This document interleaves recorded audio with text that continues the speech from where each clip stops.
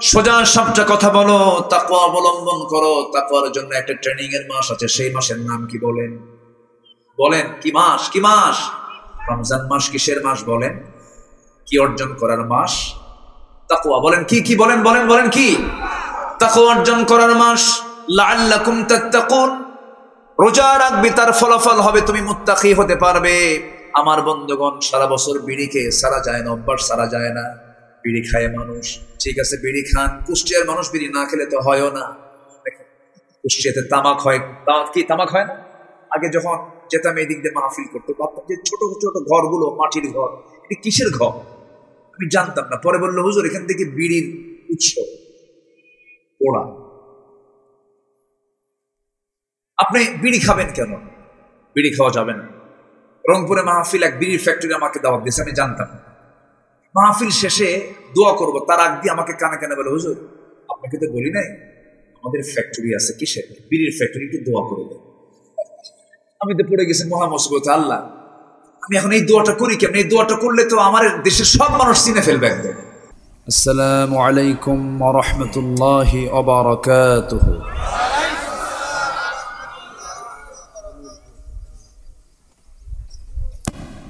إن الحمد لله الأكرم الذي خلق الإنسان وكرم وعلمه من البيان ما لم يعلم،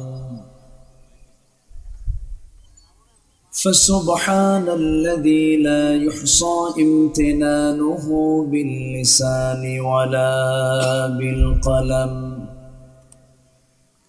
نشهد أن لا إله إلا الله وحده لا شريك له، ونشهد أن سيدنا وحبيبنا ومولانا محمدا عبده ورسوله الذي أرسله بالحق بشيرا ونذيرا وداعيا إلى الله بإذنه وسراجا منيرا. فقد قال الله تعالى في كلامه المجيد وفرقانه الحميد: أعوذ بالله من الشيطان الرجيم. بسم الله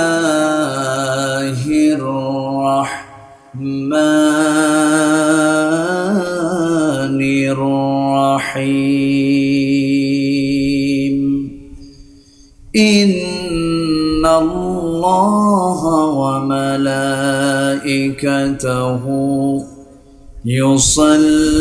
يصلون على النبي يا أيها الذين آمنوا صلوا عليه وسلموا تسليما. اللهم صل على سيدنا مولانا محمد وعلى آله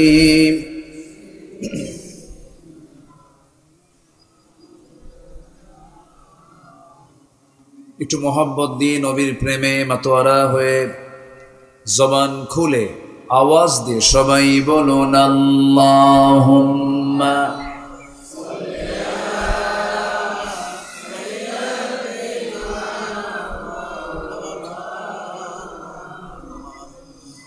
ওয়া আলা আলি।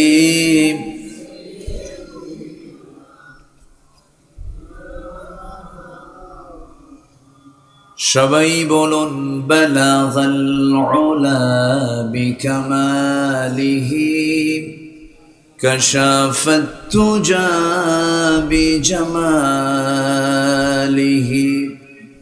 حسنت جميع خصاله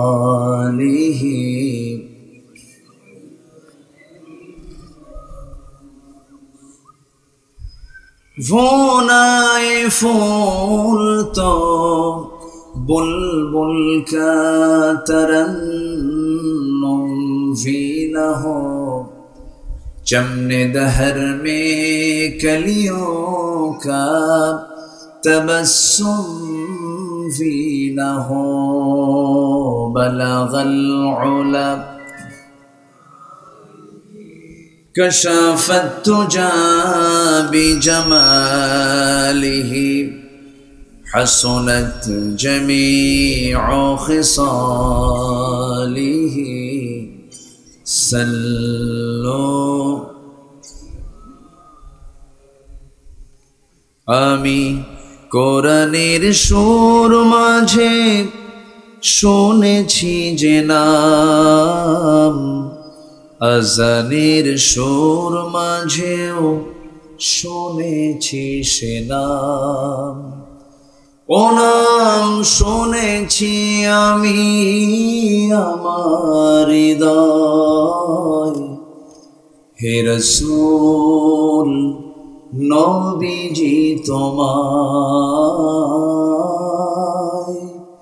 হে রাসূল নবীজি তোমায় সবাই বলি সাল্লাল্লাহু আলাইহি ওয়াসাল্লাম পোস্টার কোথায় পোস্টার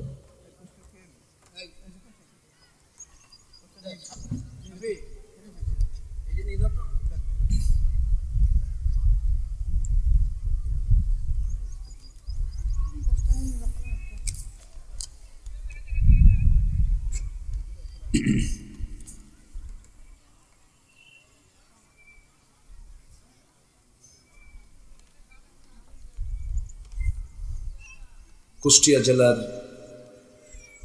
খোকসা উপজেলার ফুলবাড়িহাট কেন্দ্রীয় জামে মসজিদ মাহফিল ইন্তেজামি কমিটি কর্তৃক আয়োজিত দিনের বেলা অনুষ্ঠিত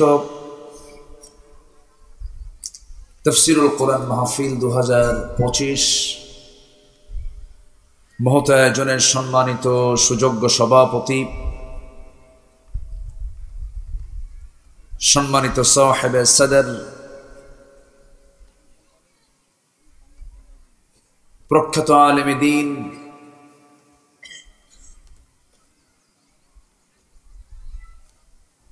জনাব মাওলানা আব্দুল হামিদ মোল্লা সঞ্চালনায় মাওলানা শামীম মাহমুদ ব্যবস্থাপক মাওলানা তাওহীদুল ইসলাম আজকের মাহফিলের সম্মানিত অনারেবল চিফ গেস্ট প্রধান অতিথি জনাব আলহাজ আনোয়ার খান আজকের মাহফিলের বরেণ্য মুফাসসির আমার স্নেহধন্য নন্দিত আলেমে দ্বীন বিশিষ্ট ইসলামী চিন্তাবিদ মুহতারাম মুফতি মাওলানা হাফিজুর রহমান জিহাদি উপস্থিত হাজারাত উলামায়ে কেরাম ফদলায়ে ইজম সুশীল সমাজ জাতির শ্রেষ্ঠ সন্তান শিক্ষক মণ্ডলী জাতির বিবেক সাংবাদিকবৃন্দ প্রশাসনের দায়িত্বে নিয়োজিত কর্মকর্তাবৃন্দ সামনে উপস্থিত দূরে কাছের বিভিন্ন স্থান থেকে ছুটে আসা কালেমার ঝান্ডাবাহী তাওহীদের পতাকাবাহী দ্বীন ইসলামের নরসারদুল বীর মুজাহিদ প্রাণ প্রিয় সম্মানিত দ্বীনি ভাইরা আড়ালে বসে আছেন শ্রদ্ধেয়া সম্মানিতা মা বোনেরা আলোচনার সূচনায় আনুষ্ঠানিকতার মধ্য দিয়ে আমার পক্ষ থেকে আবারও দিল খোলা সালাম আসসালামু আলাইকুম ওয়া রাহমাতুল্লাহি ওয়া বারাকাতুহু সবাই কেমন আছেন আমাকে প্রশ্ন করলেন। আল্লাহ তাআলা আমাকে আপনার সাথেই রেখেছেন। বলছি আলহামদুলিল্লাহ, জোরে বলি আলহামদুলিল্লাহ। মহান রব্বুল আলামিনের শুকরিয়া।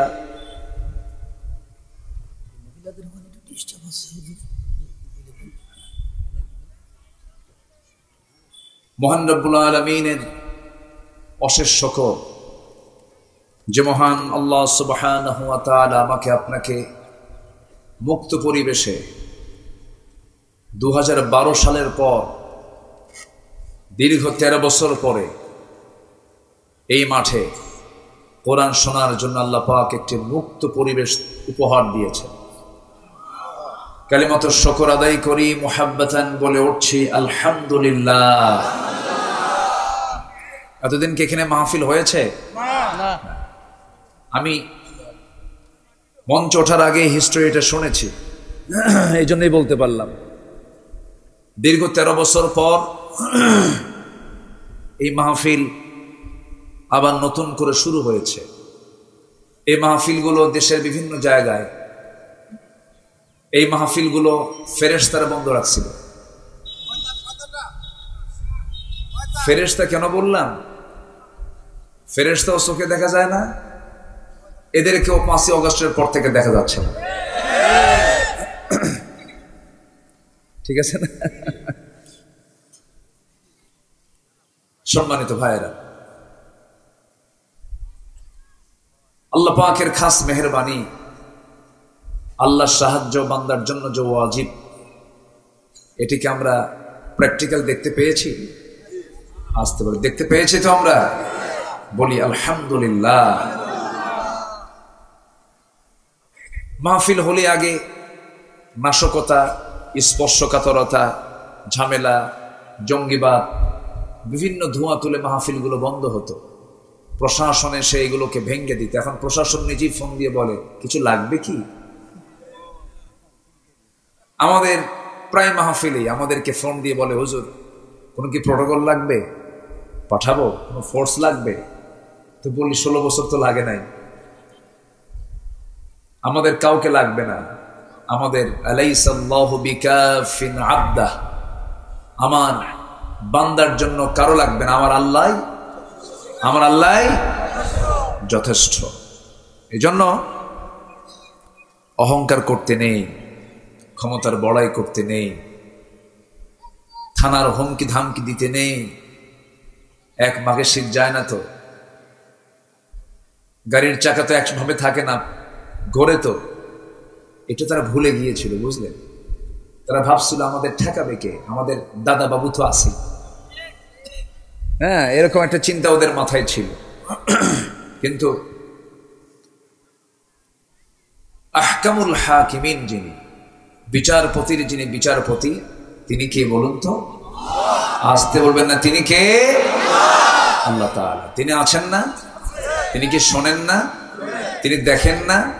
তিনি বুঝেন না? তিনি শোনেন, দেখেন, বুঝেন সবকিছু। আল্লাহ পাক সুযোগ করে দিয়েছেন, বলি আলহামদুলিল্লাহ। সবাই বলছে আল্লাহুম্মা ইন্নী আসআলুকা আল হুদা ওয়াত তুকা ওয়াল আফাফা ওয়াল গিনা। সবাই বলি আল্লাহুম্মা আইন্নি আলা যিকরিকা ওয়া শুকরিকা ওয়া হুসনি ইবাদাতিকা।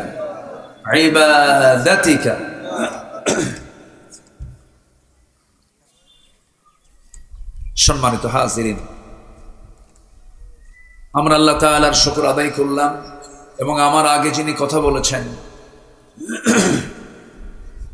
তেজোদ্দীপ্ত সাইক্লোন, অত্যন্ত জোরালো ভাষায়, অফেন্সিভ, কোনো ডিফেন্সিভ নাই, অত্যন্ত সুন্দর তেজোদ্দীপ্ত কথা বলেছেন। নাম জিহাদি, কামও মাশাআল্লাহ জিহাদির চাইতে কোনো অংশে কম না। বলি আলহামদুলিল্লাহ। আমার নামও দুর্বল, আমিও দুর্বল, মানুষটা দেখতেও দুর্বল, কয়েকশোটা গোস্ত আছে। কিছু কথা বলবো, আমাকে সময় দেওয়া যাবে তো ইনশাআল্লাহ?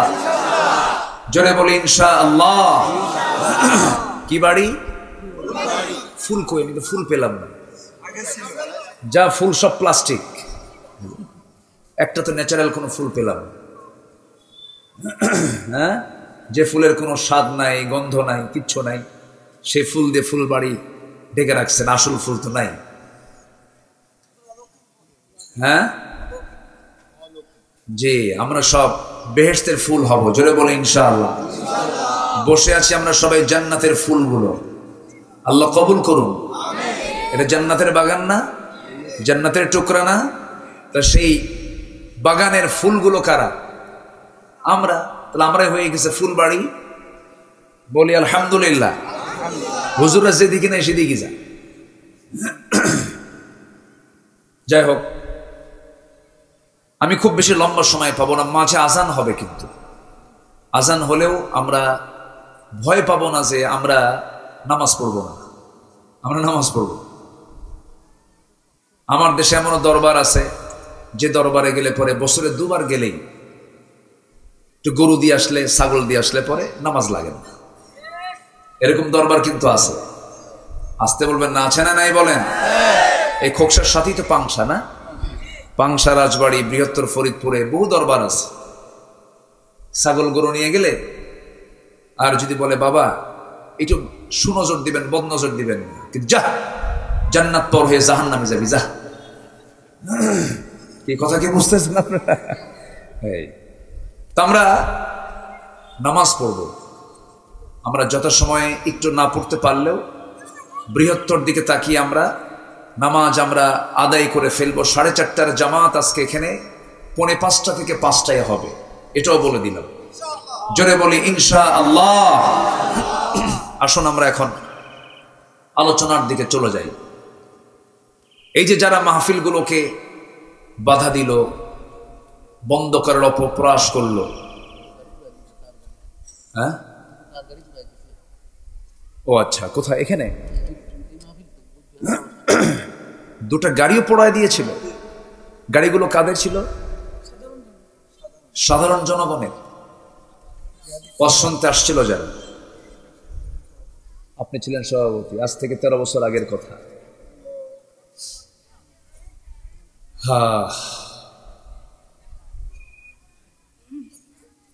আজকে 13 বছর পর ফলাফল কে দিলেন বলেন তো? আসতে বলেন না, কে দিলেন? এই মাঝে নদী আছে না আপনাদের, একটা নদী, পাবনা আর কুষ্টিয়ার মাঝে, কি নদী এটা? পদ্মা। পদ্মার ওপারে পাবনার দারুল আমান ট্রাস্ট, একটা নাম শুনেছেন কিনা জানি না। দারুল আমান ট্রাস্টের আমি 2011, 12, 13, 14 এই 4 বছর 3 দিন ধরে 12 দিন আমি মাহফিল করেছি। 4 বছর। সর্বশেষ মাহফিল করেছেন আল্লামা সাঈদ রাহিমাহুল্লাহ 2010 সালের 10 এবং 11 ফেব্রুয়ারি। 30 জুন তিনি গ্রেফতার হলেন। এরপর থেকে একটানা আমি 4 বছর ছিলাম সেখানে। 10 বছর আমাকে পাবনায় ঢুকতেই দেয় নাই, কিরামুন কাতিবিন। ওরা যেতে দেয়নি।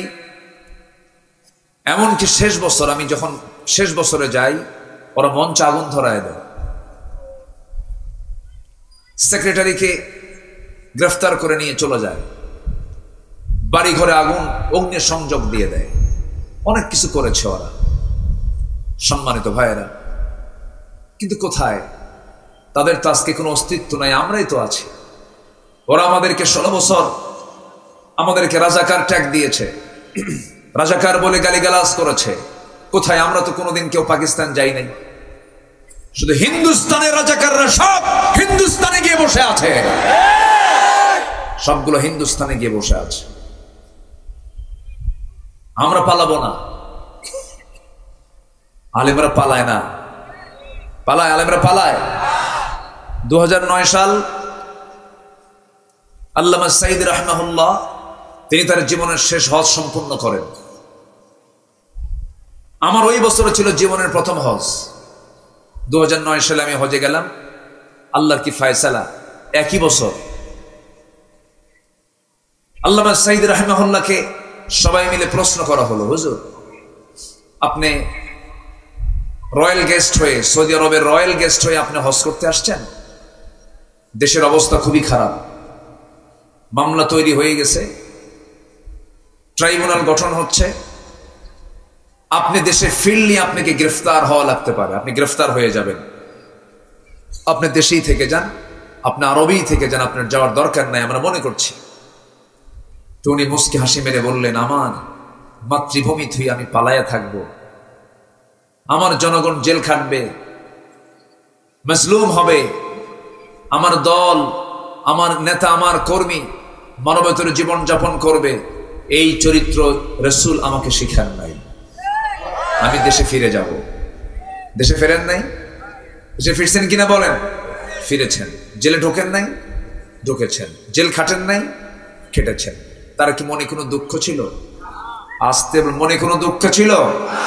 ইমানদাররা মনে করে কি জানেন, এই একটাই সাত আকাশ, এর নিচে কোনটা জেলখানা আর কোনটা বাইর, ইমানদারদের কাছে এগুলো কিছু মনেই হয় না। উনি ফাঁসির মঞ্চের জন্য প্রস্তুতি নিয়েছিলেন, ওরা ফাঁসির মঞ্চ সাহস পায় নাই। শেষ পর্যন্ত তাকে চিকিৎসার নাম করে জেলখানা থেকে হসপিটালে নিয়ে চিকিৎসার নাম করে তাকে বিষ প্রয়োগ করে, পয়জনিং করে হত্যা করা হয়েছে। আমরা এই তাফসীর মাহফিলের প্ল্যাটফর্ম থেকে সুস্পষ্ট ভাষায় জানান দিতে চাই, সকল খুনের বিচারের আগে এই বাংলার জমিনের জন্য রহমত, কিংবদন্তি আল্লামা সাঈদীর খুনের সঙ্গে যারা জড়িত প্রকৃত আসামিদের চূড়ান্ত শাস্তি নিশ্চিত করা হোক। এই মতের পক্ষে রাজি আছেন কারা কারা? হাত উঁচু করে দেখান মুসলমান।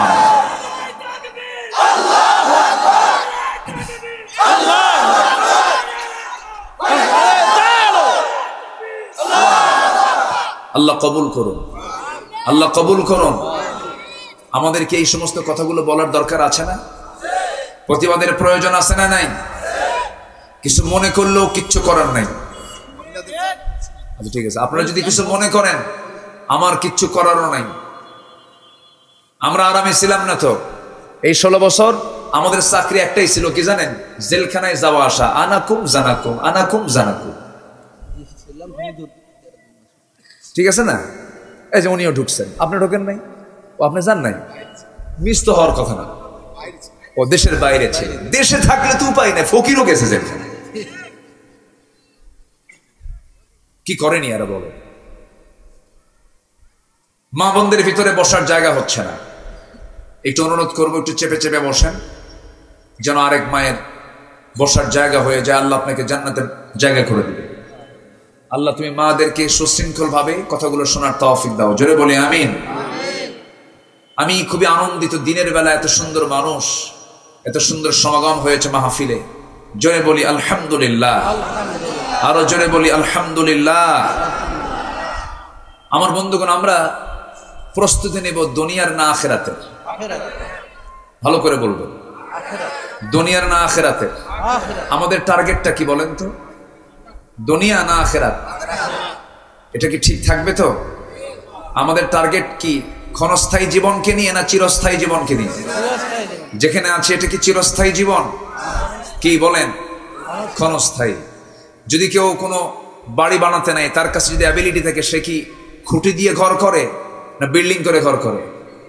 একটু বিল্ডিং দিয়ে চায় একটু যেন মজবুত হয়, কলমটা যেন মজবুত হয়, সুন্দর করে যেন স্থায়ী বাড়িটা করতে পারি। তো তেমনি মানুষ যেমন একটু দীর্ঘস্থায়ী প্ল্যান করে, ঠিক তেমনি ক্ষণস্থায়ী জীবনকে নিয়ে ভাবার আগে আমাদের চিরস্থায়ী জীবনকে নিয়ে ভাবা কি দরকার? আগে না পরে? আগে দরকার। আল্লাহ রাব্বুল আলামিন ইমানদারকে ডাক দিয়ে বলছেন, ইয়া আইয়ুহাল্লাযীনা আমানু তাকুল্লাহা ওয়াল তানজুর নাফসুম মা কদ্দামাত লিগাদিন ওয়াত্তাকুল্লাহ ইন্নাল্লাহা খাবীরুম বিমা তা'মালুন। জোরে বলুন আল্লাহু আকবার। ইমানদারেরা, তোমরা আল্লাহকে ভয় করো এবং লক্ষ্য রাখো, ওয়াল তানজুর নাফসুম মা কদ্দামাত লিগাদ, নিজের দিকে তুমি লক্ষ্য রাখো আগামী দিনের জন্য তুমি কি পাঠাচ্ছ, কি তুমি জমা করতেছো, এটার জন্য তুমি চিন্তা করো। আগামী দিন মানে ক্ষণস্থায়ী দিন না চিরস্থায়ী দিন। আল্লাহর কি দয়া দেখেন, আল্লাহর কি মায়া দেখেন, কি সুন্দর করে পরামর্শ দিচ্ছেন, বান্দা আগামী দিনের জন্য তুমি কি করছো একটু চিন্তা করো, লক্ষ্য করে দেখো। আমাকে ভয় করো, তুমি যা করো সব কিন্তু আমি জানি। আল্লাহ রাব্বুল আলামিন বান্দাকে আখিরাতের জন্য সতর্ক করছেন, বান্দা সেই আখিরাতকে চিন্তা করো। আমার ভাইয়েরা, তবে হ্যাঁ, আখিরাতকে সাজাতে গেলে দুনিয়ারও প্রয়োজন। দুনিয়ার কি প্রয়োজন আছে না নাই বলেন? আপনারা কি দুনিয়া চান না? আস্তে করে, কি আখিরাত চান না দুনিয়া চান? দুটাই চাই। হ্যাঁ, ফাইন কথা। কে যেন কইলো দুটা চাই? হ্যাঁ, দুটাই চাই। ঠিক আছে, মাশাআল্লাহ, দুটাই লাগবে। হ্যাঁ হ্যাঁ, দুটাতেই আমরা জিততে চাই, বাদশা হতে চাই। বলি আল্লাহুম্মা আমিন। অনেকে বলে হুজুর দুনিয়া লাগবে না, তাহলে বিয়ে শাদী করার দরকার নাই নাকি? নাকি বিয়ে শাদী করার দরকার নাই? আছে না নাই বলেন তো? আছে না নাই? দুনিয়াও দরকার আছে, আখিরাতও দরকার আছে। এই জন্য আল্লাহ পাক দোয়া শিখিয়ে দিয়েছেন। যারা পারেন ঠোঁট মিলে আমার সঙ্গে বলুন, রব্বানা আতিনা ফিদ দুনিয়া হাসানাতাও ওয়া ফিল আখিরাতি হাসানাতাও ওয়া কিনা আযাবান নার ওয়াজআলনাল জান্নাতা মাআল আবরার। আল্লাহ তাআলা তুমি আমাকে দুনিয়ার হাসানা দাও, আখিরাতের হাসানা দাও, জাহান্নাম থেকে তুমি আল্লাহ আমাকে বাঁচাও। এই দোয়াটা শিখিয়ে দিয়েছেন তিনি আমার কে। বলে কি দুনিয়া লাগবে না? বউ বাচ্চা লাগবে না? ছেলে মেয়ে লাগবে না? ব্যবসা বাণিজ্য লাগবে না? সুদ ঘুষও লাগবে? হ্যাঁ, সুদ ঘুষ লাগবে। হ্যাঁ, এখানেই কথা, এখানেই তো আলোচনা, এখানেই জাস্ট আমি যেখানে যেতে চাচ্ছি এটি আমার মূল বক্তব্য। আপনি সবই করবেন, আল্লাহ পাক বাধা দিচ্ছেন না।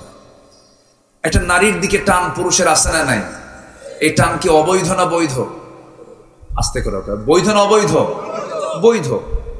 টান থাকবে, এটা পুরুষ নারীর দিকে টানবে, নারী পুরুষের দিকে টানবে, আদম হাওয়ার দিকে টানবে, হাওয়া আদমের দিকে টানবে। এটা তো সৃষ্টির খেলা, এটা টানবে। আল্লাহ বলতেছেন টানো, আকর্ষণ সৃষ্টি করো, কিন্তু এটা হতে হবে ইজাব কবুলের মধ্য দিয়ে, বৈধ সম্পর্কের মধ্য দিয়ে যদি করো, এটা হবে ইবাদত। এটা হবে কি?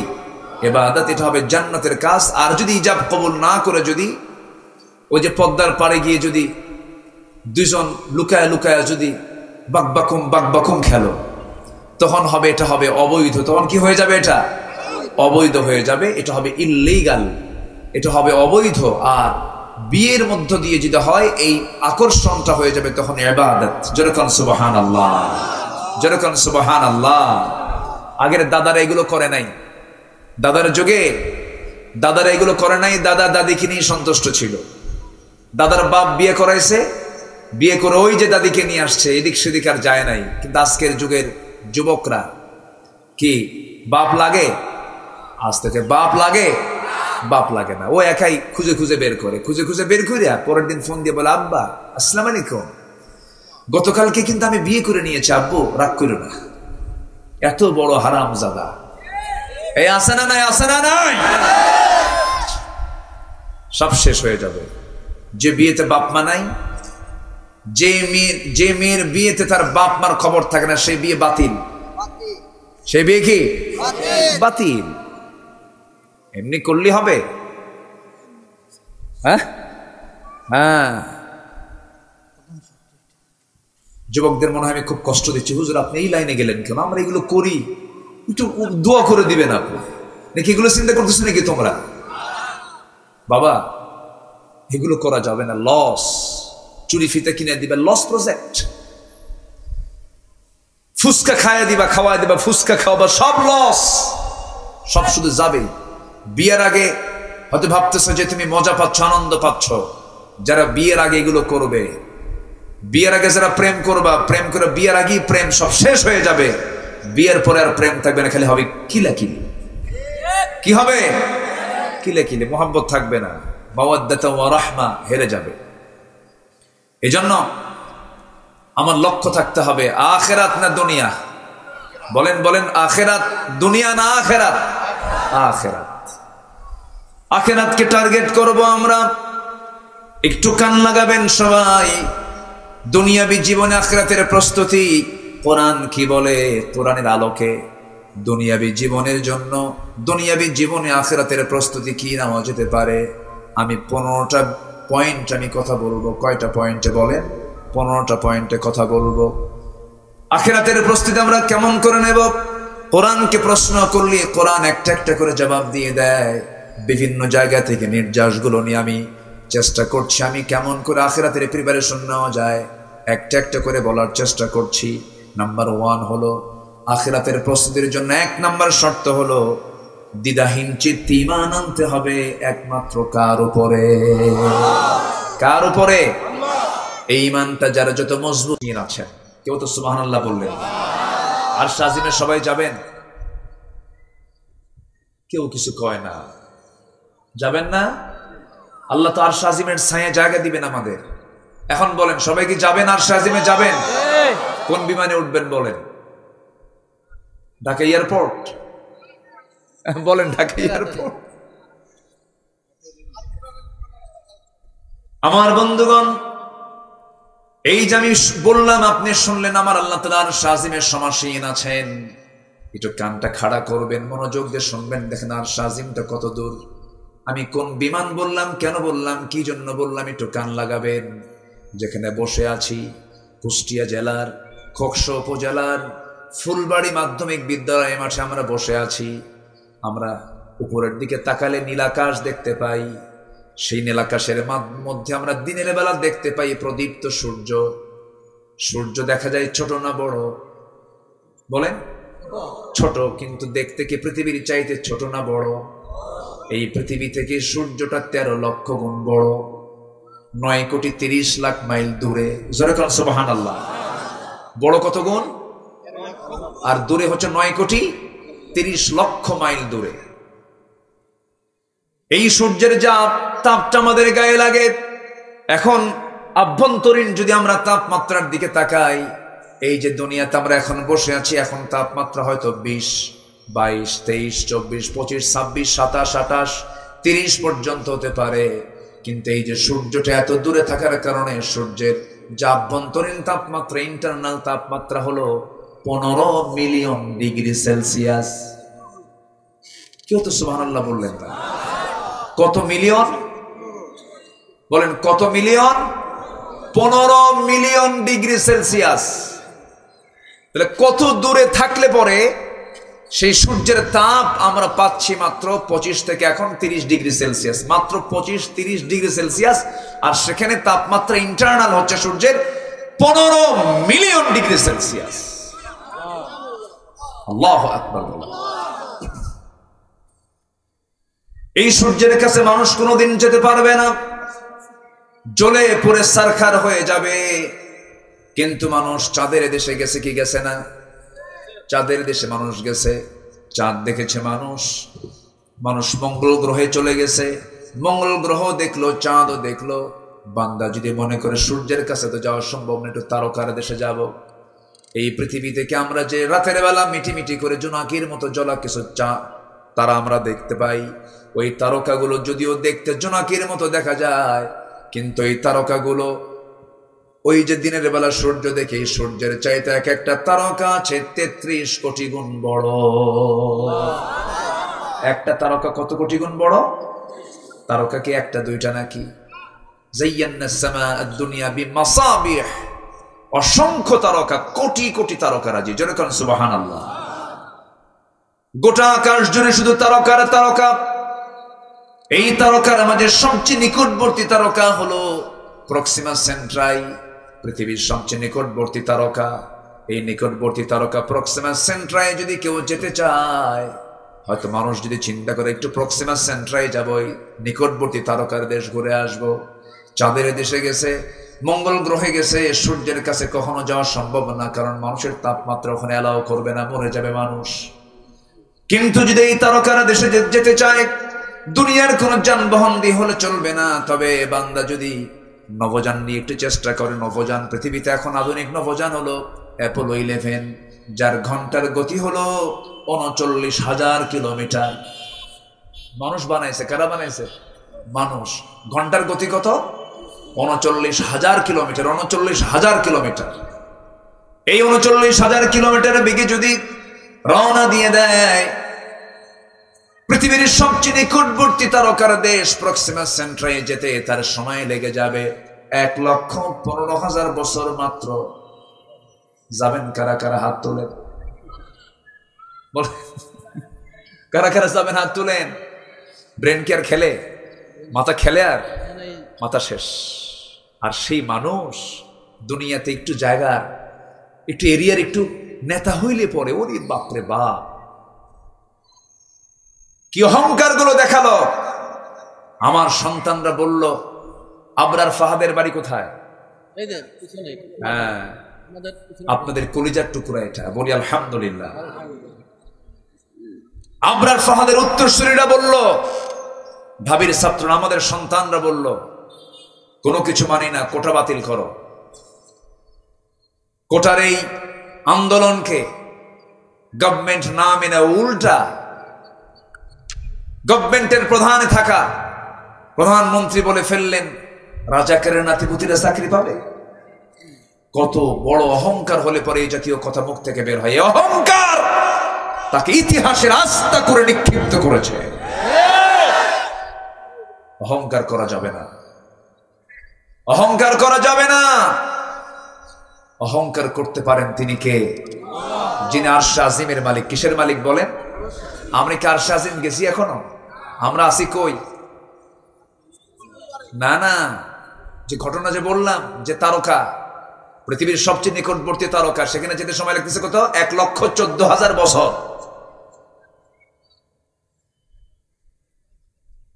আমার আল্লাহ বলছেন, বান্দারে আমি 7 শ্রেণীকে আরশে আজিমের ছায়ে জায়গা দিয়ে দেব। 7 শ্রেণীকে আমি আরশে আজিমের ছায়ে স্পেশাল ফ্লাইটে করে আমি তাকে আমার আরশে আজিমের জায়গায় ছায়ে তাকে জায়গা করে দেব। সাবআতু ইউযিল্লুহুমুল্লাহু ফি যিল্লিহি ইয়াওমুল লা যিল্লা ইল্লা যিল্লুহু, ইমামুন আদিলুন, রাজুলুন কলবুহু মুআল্লাকুন বিল মাসাজিদ, রাজুলুন ইযা দাআতহু ইমরাতান যাত হাসাবিন ওয়া জামালিন ইন্নী আখাফুল্লাহ। আমার বন্ধুগণ, আল্লাহ রাসূল বলেন, আল্লাহ পাক বলেছেন 7 শ্রেণীকে আল্লাহ পাক আরশে আজিমের ছায়ে জায়গা দিবেন। 1 নাম্বার হলো সৎ বিচারপতি, ন্যায় বিচারপতি। আল্লাহ পাক ন্যায় বিচারপতিকে 1 নাম্বার দিলেন, কারণ যে দেশে, যে সমাজে বিচার ব্যবস্থা, যে সমাজে সুশাসন থাকবে, সেই সমাজটাই হয়ে যাবে জান্নাতের টুকরা। আমার দেশে কি 16 বছর ছিল? বলেন ছিল? আমারে ধরলো 2018 সালে, মামলা খাইছি 2000 সালে। ওই প্রথম যখন তারা ক্ষমতায় আসে তখন থেকে মামলা শুরু হয়েছে। হ্যাঁ, তো 2018 সালে নির্বাচনের আগ দিয়ে আমার বাড়ি ঘেরাও করলো 250 পুলিশ দিয়ে। কত পুলিশ? 250 পুলিশ দিয়ে ঘেরাও করে ফেললো। ঢুকে আমাকে বলতেছে, হুজুর চলেন। কোথায়? থানায়। কেন? স্যার ডাকছে, চলেন চা খাই। বললাম 250 পুলিশ নিয়ে চা খাওয়ার দাওয়া? চলেন। চলে গেলাম ওসি সাহেবের সামনে বসে। ওসি সাহেব আমাকে দেখে লজ্জা পাচ্ছেন। মানুষ তো, মানুষের ভিতরে তো কমন সেন্স কিছু থাকে। তো আমি কোনো কথা উনি বলতেছেন না আমাকে দেখে। এক পর্যায়ে বলেই ফেললেন, হুজুর সরি, মাফ করবেন, উপায় ছিল না, খুব চাপ ছিল, কি করবেন এখন, একটু জেলখানায় থেকে আসা। তো বললাম ভালো, সমস্যা কি? হুজুর কি করবো, একটু দোয়া চাই, আমার জন্য দোয়া করবেন, বাল বাচ্চা আছে, চাকরি বাঁচান্ত ফরজ। আমি বললাম ইমান বাঁচান্ত নফল। মামলা আরো কিছু যোগ দিয়া আমারে চালান করে দিল কোর্টে। কোর্টে চলে গেলাম, হাতে হ্যান্ডকাফ লাগালো। তো কোর্টের যিনি জজ, উনি আমার দিকে তাকায়া চিনছে, চিনে মাথা নিচু করে এরকম ভাবতেছে, আরে আমার তো হাতে কোনো শক্তি না, আমারও তো হাত বাঁধা। যে মামলার কোনো রায় হবে না, সেই জাতীয় মামলা। আর ওটাকে যদি উনি জামিনে দিয়ে দেন তাহলে উনি আবার আইনের আসামি হয়ে যাবেন।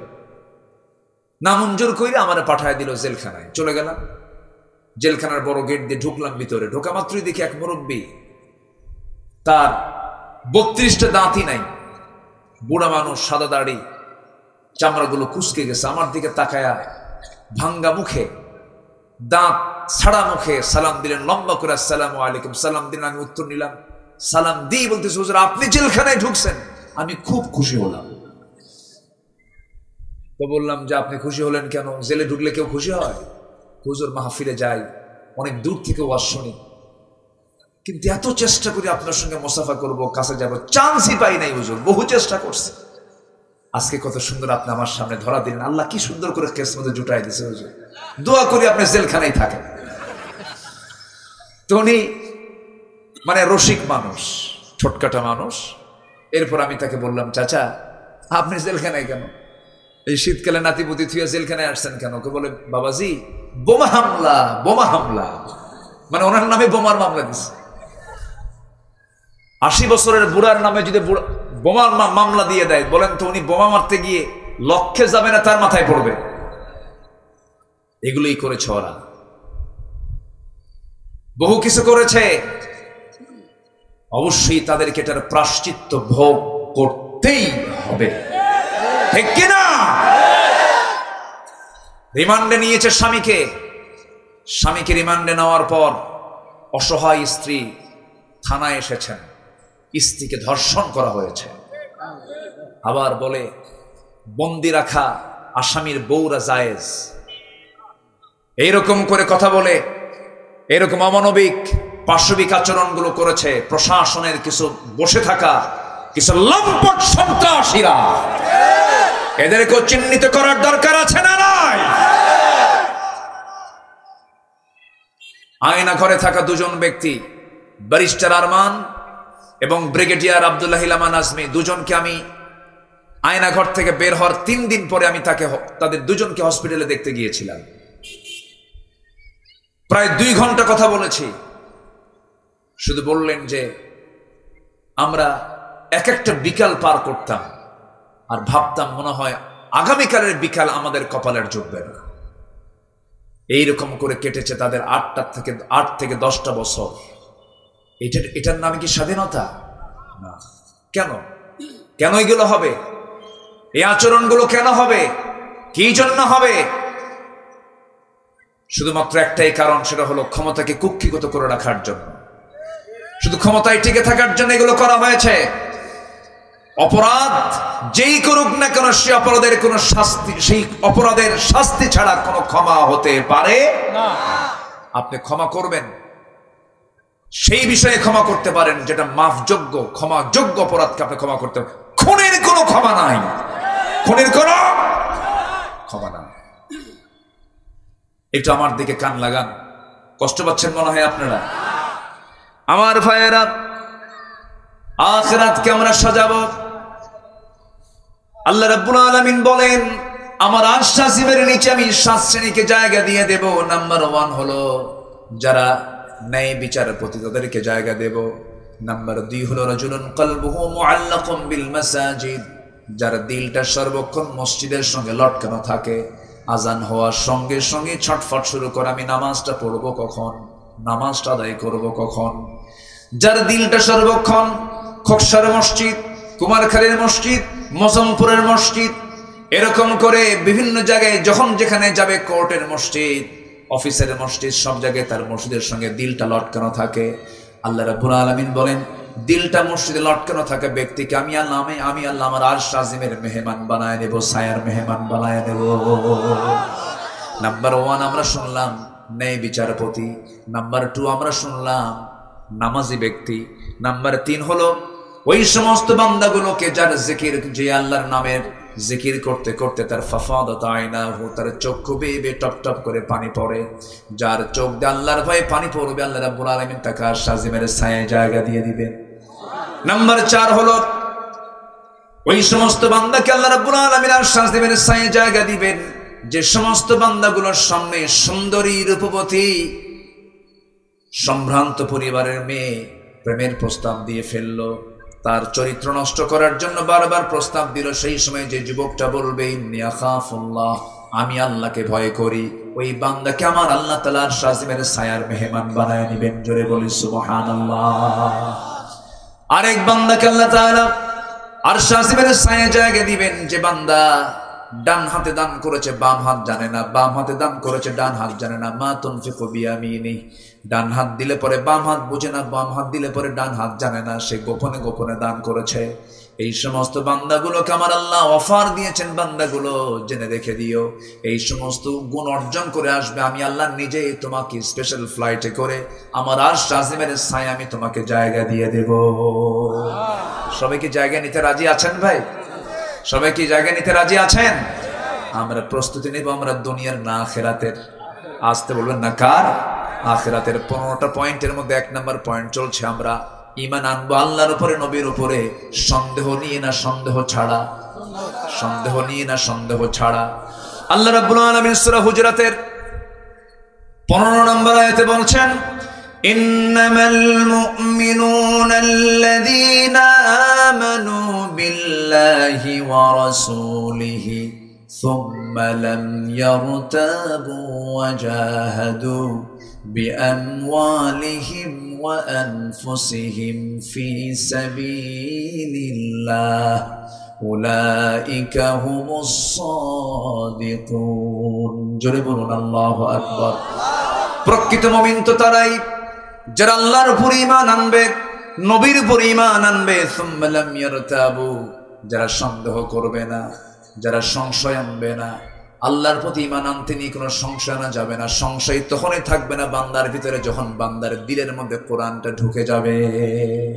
আপনি কি জানেন, কোরআন যত আপনি বেশি জানবেন আল্লাহর প্রতি আকর্ষণ আপনার তত বেড়ে যাবে। এই জন্য আমরা কোরআনটাকে পড়বো বেশি বেশি, কোরআনটা শুনবো বেশি বেশি, গান শুনবো। গান শুনবেন, এটা কি কথা কয় কোন তো? ও না, আমি এই হিকমত বলতে বলিনি। বাজে কোনো সিনেমা গানে যাওয়া যাবে, আসতে যাওয়া যাবে। আল্লাহর ভয়টা আনতে হবে, আল্লাহর প্রতি বিশ্বাসটা আনতে হবে, ঈমানটা মজবুত করতে হবে। আমার বন্ধুগণ, মানুষ ভালো হবে কারো ভয় নয়, একমাত্র কার ভয়ে? এই জাতিকে সবার আগে দিতে হবে প্রশাসনের ভয় না আল্লাহর ভয়? আজ তোমার প্রশাসনের ভয় না আল্লাহর ভয়? আল্লাহর ভয় ঢুকায় দিতে হবে। তাহলে আসামি ধরার জন্য পুলিশ লাগবে না, আসামি নিজেই হাজির হয়ে যাবে। সুবহানাল্লাহ বলবেন না? ছোট্ট একটা ইতিহাস মনে পড়লো, বলবো। একজন মহিলা সাহাবী, অনেক মা বোন মাহফিলে আসছেন। এক মহিলা সাহাবী বিবাহিতা নারী ছিলেন, ওয়াসওয়াসায় পড়ে জিনার মতো বড় একটা পাপে জড়িয়ে পড়েছেন। জিনা করার পর তার মধ্যে অনুশোচনা সৃষ্টি হয়েছে। চোখের পানি ফেলে ফেলে কাঁদলেন, সেজদায় পড়ে পড়ে কাঁদলেন, তওবা করলেন। নবীর কাছে একদিন হাজির হয়ে বললেন, ইয়া রাসূলুল্লাহ, আপনি বিচার করে দেন। সেই সময় রাসূল হলেন বিচারক, বিচারক মুহাম্মদ সাল্লাল্লাহু আলাইহি ওয়াসাল্লাম। হুজুর বিচারটা করে দেন। কি বিচার? ইয়া রাসূলুল্লাহ, আমি তো জিনা করে ফেলেছি।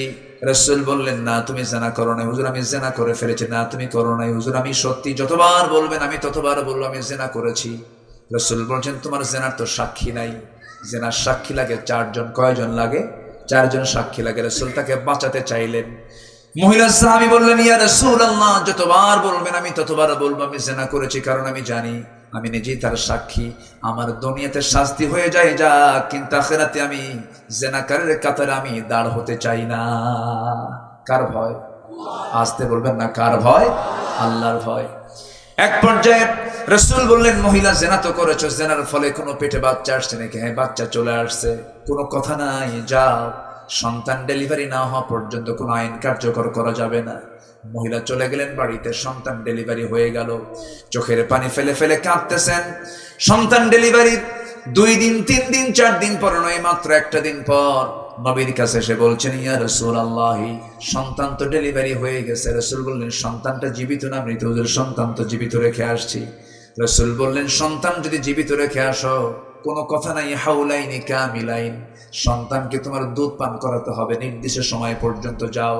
হুজুর, যদি মরে যায়? রাসূল বলেন, কেমনে কি করবো? আমার কিচ্ছু করার নাই, আমি তোমার জন্য দোয়া করে দিলাম। ওই মহিলা আবার চলে গেলেন ব্যর্থ ভারাক্রান্ত হৃদয় নিয়ে সেজদায় পড়ে পড়ে কাঁদেন। সন্তানকে দুধ খাওয়ান, 6 মাসের মাথায় টোটালি দুধ বন্ধ করে দিয়ে অন্য খাবারের প্র্যাকটিস গড়ে তুলে সন্তানকে কোলে করে নিয়ে নবীর কাছে তৃতীয়বারের মতো এসে বলছেন, ইয়া রাসূলুল্লাহ, আজকের দিন আমাকে আর ফেরত দেওয়ার চেষ্টা করবেন না। এই যে সন্তান দুধ খাওয়া ছেড়ে দিয়েছে, আমাকে ছাড়াও সন্তান বাঁচবে, অন্য খাবারের অভ্যাস করে তুলে দিয়েছে। হুজুর, আপনি আমার উপর আইনটা কার্যকর করে দেন। আমি জাহান্নাম যেতে চাই না, আমি জান্নাত পেতে চাই।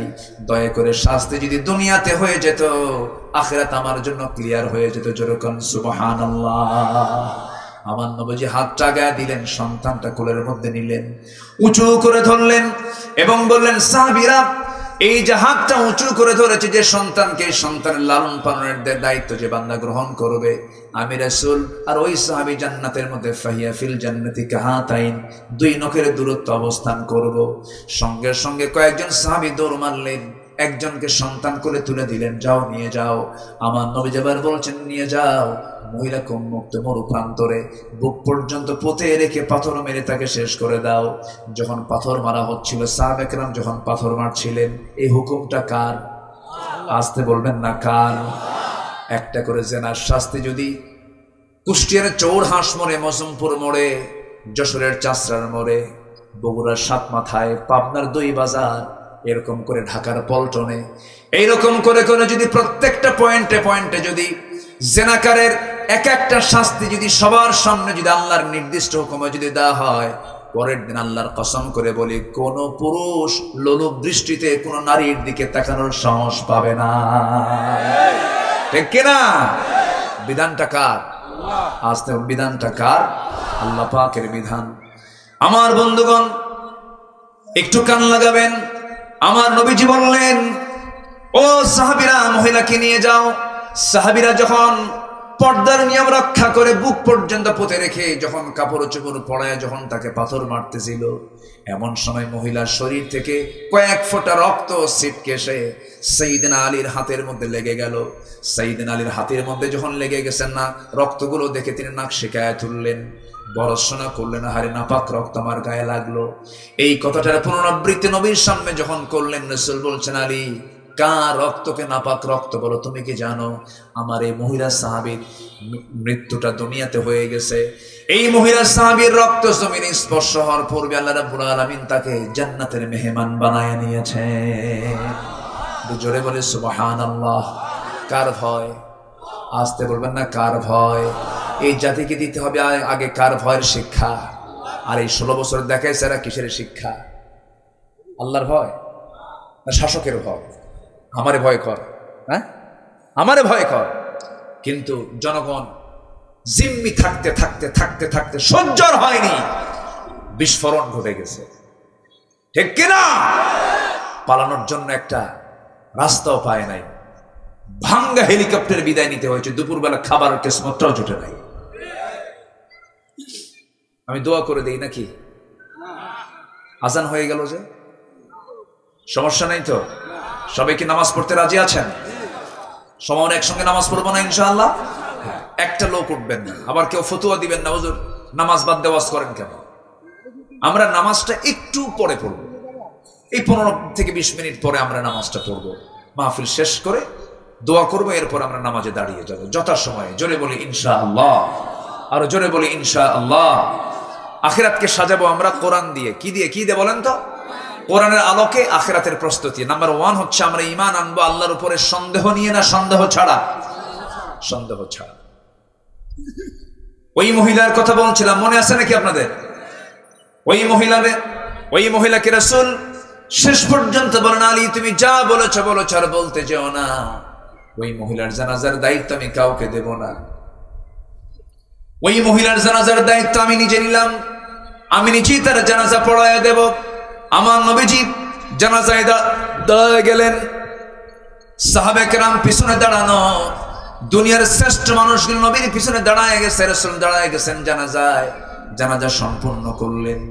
জানাজা সম্পূর্ণ করার পরে যখন তিনি সাহাবে কেরামকে লক্ষ্য করে যখন কথা বলতে নিলেন, বললেন, সাহাবীরা, কিছুক্ষণ আগে যে মহিলার জানাজা হয়ে গেল, এই মহিলা জীবনের শেষ সময় পর্যন্ত যে পরিমাণ তওবা করেছে, যে পরিমাণ চোখের পানি ফেলে ফেলে কেঁদেছে, এই মহিলার যদি তওবাকে মদিনার ৭০ জন গুনাহগারদের মাঝে যদি বন্টন করে দেওয়া হতো, প্রত্যেককে মাফ করে আল্লাহ রাব্বুল আলামিন সবাইকে জান্নাত দিয়ে দিতেন। জোরে বলেন সুবহানাল্লাহ। কোথায়? এখানে মসজিদ পরে দিত আজান, অথবা মুখে দিত, তাই না? আচ্ছা ঠিক আছে, আজান আমি কিন্তু উঠতে বলিনি। বসেন না প্লিজ, বসেন না, আমি যেতে দেবো না। ওযু পরে আপনি ওযু করবেন, সব করবেন, একটু বসেন। আপনি যাবেন, আপনাকে দেখে আরেকজন ফলো করবে, প্লিজ ভাই। এই মাহফিলটার সৌন্দর্য রক্ষার দায়িত্ব কি একার না সবার? বলেন একার না সবার? নামাজকে আমরা পড়বো না? সবাই তো পড়বো ভাই, একটু বসেন প্লিজ। আমি একদম করজোরে, আমি মেহমান সবার কাছে আমি করজোরে মিনতি জানাচ্ছি, একটা লোক নড়বেন না। কোরআনের আলোচনায় বসেছি আমরা, জনসভায় বসি না, আমরা বসেছি ইবাদত করতে। বলি আলহামদুলিল্লাহ। নামাজও ইবাদত, এখানে বসে আছে এটাও কি ইবাদত। বসেন, আমরা অন্য কিছু জায়গায় বসে নাই তো, আমরা পবিত্র জায়গায় বসে আছি। বলি আলহামদুলিল্লাহ। আজান যেহেতু খুব কাছে হচ্ছে, আজানটা শেষ হয়ে যাক। জি আলহামদুলিল্লাহ। আমরা শ্রেষ্ঠ সুর শুনলাম। কিসের সুর বলেন তো? যদি বলেন কিসের সুর বলেন তো? এই সুরটা সবচেয়ে শ্রেষ্ঠ মনে হয় না? ফজরে কেমন মনে হয়? ফজরে কি শুনে বেশি না ঘুমায় বেশি?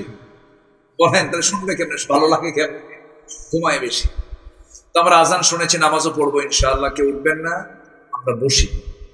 আমি মুরব্বির একটা কথায় খুবই আমি এতটা আনন্দ পাচ্ছি। আলহামদুলিল্লাহ, আল্লাহ তুমি তার এই স্মৃতিচারণকে তুমি আল্লাহ কবুল করো। জোরে বলি আল্লাহুম্মা আমিন। সম্মানিত ভাইয়েরা, আমরা কোরআনের আয়নায় আখিরাতের প্রস্তুতি নিয়ে কথা শুনছিলাম। নাম্বার 1 হচ্ছে আমরা ঈমান আনবো সন্দেহ নিয়ে, না সন্দেহ ছাড়া? সন্দেহ ছাড়া। তো একটা মহিলার কথা বলছিলাম আমি। বলুন তো, তাহলে ওই মহিলার ভিতরে ভয়টা ছিল কার? ভয়টা ছিল কার? তিনি যে ঈমান এনেছেন আল্লাহর উপরে, কি সন্দেহ ছিল? সন্দেহ থাকলে কি তিনি এরকম করে নিজের জীবন আল্লাহর আইনের কাছে সুপর্দ করতে পারতেন? এটা আল্লাহর ভয়।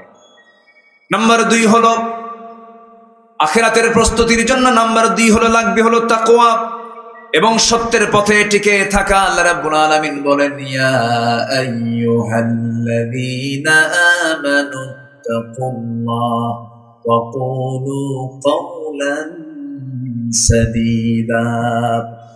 আল্লাহকে ভয় করো, সোজা সাপটা কথা বলো, তাকওয়া অবলম্বন করো। তাকওয়ার জন্য একটা ট্রেনিং এর মাস আছে, সেই মাসের নাম কি বলেন? বলেন কি মাস? কি মাস? রমজান মাস। কিসের মাস বলেন? কি অর্জন করার মাস? তাকওয়া। বলেন কি কি? বলেন বলেন বলেন কি? তাকওয়া অর্জন করার মাস। লাআল্লাকুম তাত্তাকুন। রোজা রাখবে, তার ফলাফল হবে তুমি মুত্তাকি হতে পারবে। আমার বন্ধুগণ, সারা বছর বিড়ি খেয়ে সারা যায় না, অভ্যাস সারা যায় না। বিড়ি খায় মানুষ, ঠিক আছে, বিড়ি খান। কুষ্টিয়ার মানুষ বিড়ি না খেলে তো হয়ও না। কুষ্টিয়াতে তামাক হয়, কি তামাক হয় না? আগে যখন যেতাম এই দিক দিয়ে মাহফিল করতো, ভাবতাম যে ছোট ছোট ঘরগুলো, মাটির ঘর, এটা কিসের ঘর আমি জানতাম না। পরে বললো, হুজুর এখান থেকে বিড়ির উৎস পোড়া। আপনি বিড়ি খাবেন কেন? বিড়ি খাওয়া যাবে না। রংপুরে মাহফিল, এক বিড়ির ফ্যাক্টরি আমাকে দাওয়াত দিয়েছে, আমি জানতাম। মাহফিল শেষে দোয়া করবো, তার আগ দিয়ে আমাকে কানে কানে বলে, হুজুর আপনাকে তো বলি নাই আমাদের ফ্যাক্টরি আছে, কিসের? বিড়ির ফ্যাক্টরি, একটু দোয়া করে দেন। আমি তো পড়ে গেছি মহা মুসিবতে। আল্লাহ, আমি এখন এই দোয়াটা করি কেমন? এই দোয়াটা করলে তো আমার দেশের সব মানুষ চিনে ফেলবে একদম। আমি তো এরকম ভাইরাল হতে চাই না। বললাম, ভাইজান যেটা প্রশ্নবিদ্ধ, দা মা ইউরবিক ওয়া ইলা মা লা ইউরবিক, যেটা আমাকে সন্দেহ ফেলবে, আমি সেটাতে যাব না। আমার এই দোয়া করা যাবে না। আপনি কিছু মনেও করলেন, আপনি বিড়ি খাচ্ছেন, কিন্তু বিড়ি খাওয়াটার জন্য ছেড়ে দেন। আল্লাহ পাক রমজান দিয়েছেন সেজন্য। সারাদিন রোজা রাখো, প্র্যাকটিস করো, সংযমী হও, না খেয়ে থাকো, বিড়িটাও এর মধ্যে ছেড়ে দাও। কিন্তু পাবলিক করে কি জানেন? রোজাদার সারাদিন রোজা ঠিকই থাকে, ইফতারের পর মুদিখানার দোকানদারের সামনে যা বলে, জন সারাদিন খাই নাই, কাজা সহ 3টা একসাথে খাই দে। তোরকার নাউজুবিল্লাহ আছে না নাই? ভালো তো, এটার নাম তাকওয়া নয়। তাকওয়া মানে হলো বেঁচে থাকা। ওয়াকিয়ুন, বিড়ি খাবো না, এটা বেঁচে থাকা হলো। মিথ্যা কথা বলেছি, মিথ্যা কথা বলবো না। তাকওয়া অর্জন হলো গীবত করেছি, গীবত করবো না। রোজা আছে, রোজার পরেও গীবত করবো না। রোজার মধ্যে বিড়ি খাই না, রোজার পরেও বিড়ি খাবো না। রোজার মধ্যে মিথ্যা কথা বলি না, রোজার পরেও মিথ্যা কথা বলবো না। এটার নাম হচ্ছে তাকওয়া। আখিরাতের প্রস্তুতির জন্য 1 নম্বর হলো সন্দেহ মুক্ত ঈমান। নাম্বার 2 হলো তাকওয়া, নাম্বার 3 হলো ন্যায় প্রতিষ্ঠা, সদাচার। মহান রব্বুল আলামিন বলেন, ইন্নাল্লাহা ইয়া'মুরু বিল আদলি ওয়াল ইহসান ওয়া ইতা'i যিল কুরবা ওয়া ইয়ানহা আনিল ফাহশাই ওয়াল মুনকারি ওয়াল বাগি ইয়া'iদুকুম লা'আল্লাকুম তাযাক্কারুন। ইনসাফ কাকে বলে, ন্যায় প্রতিষ্ঠা কাকে বলে? দেখেন, ন্যায় প্রতিষ্ঠার একটা বাহ্যিক সংজ্ঞা হলো দেশের জনগণ শাসককে ভয় পাবে না, বরং শাসক জনগণকে দেখে ভয় পাবে। ঠিক কিনা বলেন? আমরা 16 বছর জনগণ শাসককে দেখে ভয় পেয়েছি না শাসক জনগণ দেখে ভয় পাইছে? বলেন, জনগণই ভয় পাইছে শাসককে দেখে, ঠিক আছে না? কিন্তু সেই ভয় ভেঙে ফেলেছে 5 অগাস্ট। আল্লাহু আকবার। ত্রাসের উপরে রেখে দিয়েছে। সাইয়েদনা আবু বকর রাদিয়াল্লাহু তাআলা আনহু রাতের আধারে গভীর রজনীতে সবাই যখন ঘুমের সাগরে হাবুডুবু খায়, সাইয়েদনা আবু বকর রাদিয়াল্লাহু তাআলা আনহু রাতের আধারে একাকী নিঃসঙ্গ, কেউ নাই তার পাশে, নগ্ন পায়ে খালি পায়ে হেঁটে হেঁটে চলছেন মদিনার অলিগলি। এমন সময় কেউ নাই তার পাশে। সাইয়েদনা ওমর ফারুক তার সামনে দাঁড়ালেন, ডেকে ফেললেন, বললেন, সাইয়েদনা আবু বকর, রাতের আধারে খালি পায়ে পাথরওয়ালা রাস্তার ভিতরে আপনি খালি পায়ে কেন হাঁটেন? এর কারণটা কি? আপনার পা তো ফেটে যাবে, চামড়া ফেটে রক্ত বের হয়ে যাবে। সাইয়েদনা আবু বকর বলছেন, ওমর রে, এই গভীর রাত্রিতে শুনশান নীরবতা, এই সময়ে যদি আমি শূন্য পায়ে না হেঁটে, নগ্ন পায়ে না হেঁটে, খড়ম জুতা দিয়ে যদি হাঁটা শুরু করে দেই, জুতার সঙ্গে পাথরের একটা আঘাত লাগবে, আওয়াজ বের হবে। এই আওয়াজে যদি নীরবে ঘুমিয়ে থাকা জনগণের যদি ঘুমের ব্যাঘাত হয়ে যায়, কিয়ামতের দিন আমি আবু বকর আসামির কাঠগড়ায় দাঁড়িয়ে তারা জবাব দিতে হবে। আল্লাহু আকবার বলেন। তারা জনগণের প্রতি কি নিবেদিত প্রাণ ছিলেন? এটা হচ্ছে আল্লাহর ভয়। কার ভয় বলেন? আল্লাহর ভয়।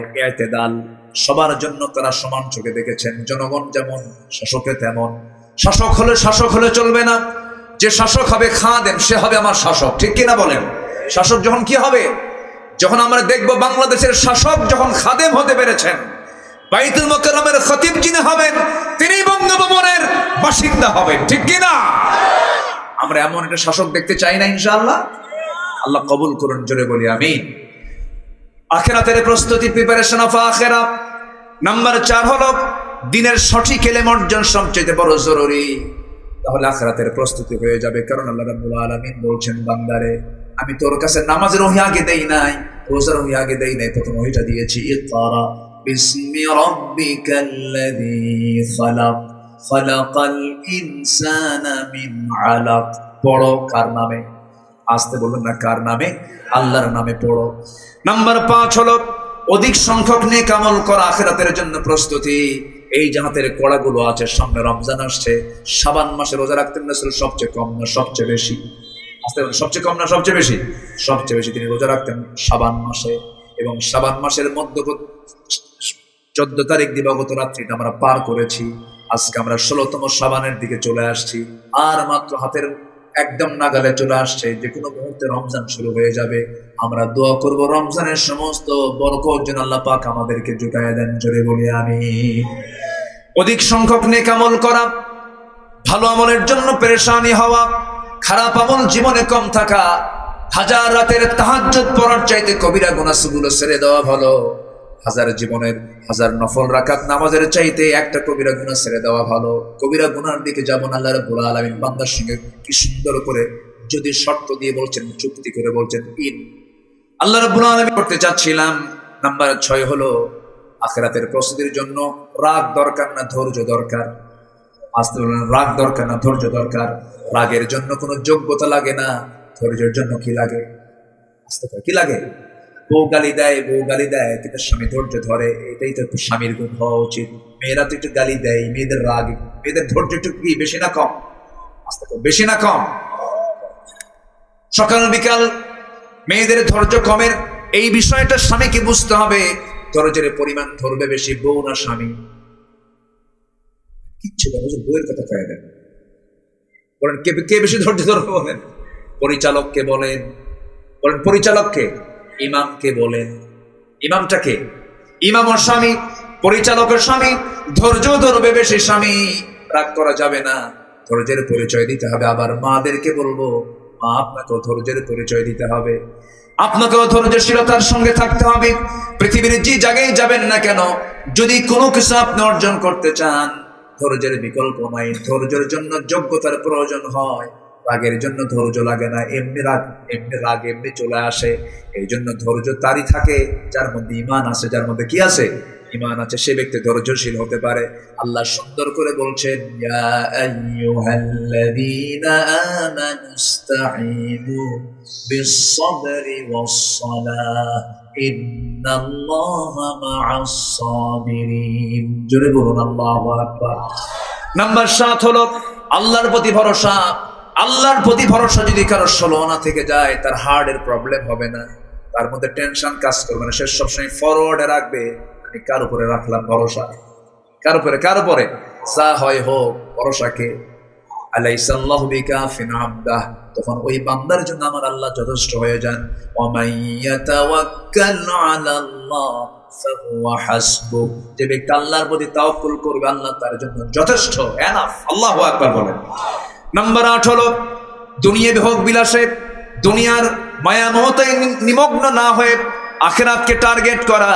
ওয়ামা হাযিহিল হায়াতুদ দুনিয়া ইল্লা লাহবুন ওয়া লাইব ওয়া ইন্নাদ দারাল আখিরাতা লাহিয়াল হায়াওয়ান লাউ কানু ইয়ালামুন। সূরাতুল আনকাবুত 64 নম্বর আয়াত আল্লাহ রাব্বুল আলামিন বলছেন, এই দুনিয়া তো মায়া মরিচিকা ছাড়া কিছুই নয়, প্রতারণা ছাড়া কিছুই নয়। সব ছেড়ে চলে যেতে হবে, আখিরাতকে টার্গেট করো বান্দা। নাম্বার 9 হলো নিজেকে, পরিবারকে জাহান্নাম থেকে বাঁচানোর চেষ্টা করা। আল্লাহ সুন্দর করে বলছেন, কু আনফুসাকুম ওয়া আহলিকুম নারা। বাড়ির বউ যদি নামাজ না পড়ে, সুন্দর করে বুঝাবেন। বাড়ির বউ যদি নামাজ বা বারবার বোঝানোর পরে যদি নামাজ না পড়ে, তখন কি করবেন? কিছু কর না, নাইট দেবো, দেখছেন কি করে? এ তো লক্ষণ খুব খারাপ, মার্ডার কেস। আপনি আগে মার্ডার কেসে চলে যাবেন। মারা যাবে না। সুন্দর করে মোটিভেট করতে হবে, মোটিভেশনাল সেন্টেন্স প্রয়োগ করতে হবে, সুন্দর করে বুঝায় বলতে হবে, শোনো আমার স্ত্রী, এই যে একই ছাদের নিচে আমরা থাকি, রাসূল দেখেন বউদেরকে কি সুন্দর করে ডাকতেন, তাহেরা, হুমায়রা, হে লাল টুকটুকি, হে সুন্দরী, হে আমার কলিজার টুকরা স্ত্রী, এমন করে সুন্দর করে রাসূল ডাক দিতেন। সুন্দর করে ডাক দিয়ে পাশে বসাবেন, বসে বলবেন, তোমার যৌবন আমার কাছে, আমার যৌবন তোমার কাছে, তুমি আমার কাছে বেচা, আমি তোমার কাছে বেচা হয়ে গেছি, আমি তোমার আড়াল, তুমি আমার আড়াল। এই দুনিয়াতে এর চাইতে বড় গভীর সম্পর্ক আর কিছুই হতে পারে না। তুমি কি জানো আমার বউ, তুমি কি চাও এই সম্পর্ক দুনিয়াতে মৃত্যুর মধ্য দিয়ে শেষ হোক না? যদি চাও জান্নাতেও একসঙ্গে বাজার করব, চলো একসঙ্গে নামাজ পড়ি, আমরা একসঙ্গে জান্নাতে গিয়ে শপিং করব। কি বলা যাবে না? বলা যাবে না? শুনবে কিনা কথা? শুনবে কিনা? অবশ্যই শুনবে, কিন্তু আপনি নিজেই বিড়ি খান, নিজেই নামাজের খবর রাখেন না, আপনি কেমন করে দাওয়াতি কাজ করবেন? আল্লাহ বলছেন, নিজে বাঁচো, জাহান্নাম থেকে বাঁচাও। নাম্বার 10 হলো তওবা করা। আল্লাহ রাব্বুল আলামিন বলেন, তুবু ইলাল্লাহি জামিআন আইয়ুহাল মুমিনুন। জোরে বলুন আল্লাহু আকবার। নাম্বার 11 হলো আল্লাহর পথে ব্যয় করা, আখিরাতের প্রস্তুতি। আল্লাহ রাব্বুল আলামিন সুন্দর করে বলছেন, মাসালুল লাযীনা ইউনফিকুনা أموالهم في سبيل الله كمثل حبة أنبتت 7 سنابل في كل سنبلة 100 حبة والله يضاعف لمن يشاء والله واسع আলিম। জোরে বলুন আল্লাহু আকবার। নাম্বার 12 হলো শিরকের অন্তর্ভুক্ত সকল প্রকার, শিরকের অন্তর্ভুক্ত সকল কর্মকাণ্ড থেকে নিজেকে পরহেজ রাখা। মুনিবিনা ইলাইহি ওয়াত্তাকু ওয়া আকিমুস সালাতা ওয়া লা তাকুনু মিনাল মুশরিকিন। জোরে বলুন আল্লাহু আকবার। নাম্বার 3 হলো একমাত্র আল্লাহর পথের অনুসরণ করতে হবে। সেই পথের অনুসরণ নাম হচ্ছে সিরাতুল মুস্তাকিম। ওয়া ইন্না হাযা সিরাতি মুস্তাকিমা। জোরে বলুন আল্লাহু আকবার। নাম্বার 14 আল্লাহ এবং রাসূলের পরিপূর্ণ আনুগত্য থাকতে হবে। সালাত কায়েমের সংগ্রাম করতে হবে। আমার দেশ 53 বছরে চলেছে বেনামাজের সরকার না নামাজের সরকার? বলেন বলেন, কিসের সরকার? বেনামাজের না নামাজের? সব দেখা শেষ, সব দেখে শেষ করেছি। মুসলমানরা শাসন ক্ষমতা নিয়ন্ত্রণ করেছে, কিন্তু নামাজের সরকার তারা বাস্তবায়ন করে নাই। আগামীতে যে সরকারি আসুক, আমাদের দাবি একটাই, জাহান্নাম থেকে বাঁচার জন্য নামাজের সরকার কায়েম করতে হবে। মুসলমান রাজি আছেন কারা কারা? হাত উঁচু করে দেখা।